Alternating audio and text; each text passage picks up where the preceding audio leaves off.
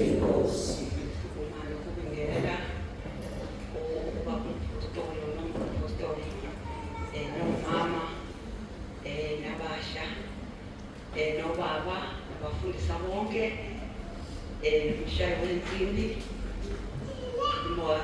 Inkosi uJesu. Amen. Inkosi. Bazalwana umalo kubonga kakhulu ukuphinda ngifika kuleli khaya. Ngakhe ngivakasha nginyamalala kodwa inhliziyo iyalangazelela ngoba bazalwana mawuhlala ekhaya ngoba sinamankonzo emaqhelile ufuna mawulungisa imali uye khona.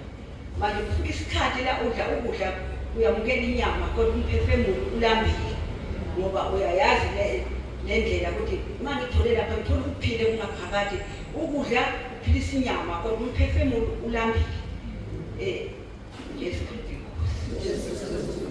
Bazalwana mangihlele ekhaya ngiyakhumbula leli khaya naleli khaya lami futhi ngiyakhumbula ngokuba ethi uDeuteronomy 28 ngolilelani ukulalela izwi likaNkulunkulu zokusiseka ekungeni lesiphumelelo kodwa uqaphele iqalekiso. Ngiyabonga kakhulu ukuthi ngiphila kuya kuleli khaya.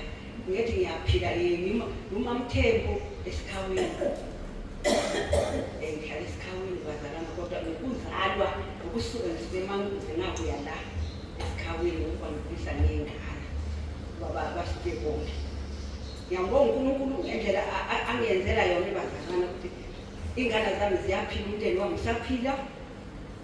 Akusangisiza uNkulunkulu nje emzini wami noma inkinga zikhona ngoba phela esikhathi uyakholwa yilo usathane afika khona kunyakazisa afuna ukubona wena ukuthi uyakholwa noma cha ngoba usathane anathi esikholwayo asifuna kakhulu lawuthi mina ngizimsele ngempela naye azimisela ngabo afuna ukuthi usuke uphindele emuva njengofazi kaLoti wabheka emuva ahlukana nokuba angalaleli uNkulunkulu amtshele khona.